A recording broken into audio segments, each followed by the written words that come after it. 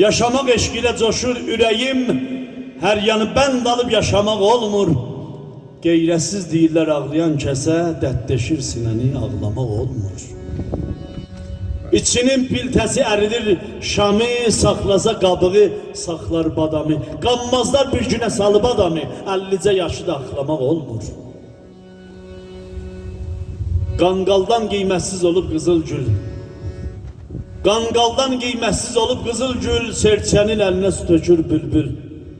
Bu dəbdən alışıb od tutur könül, haqsızı haqqla bağlamaq olmur.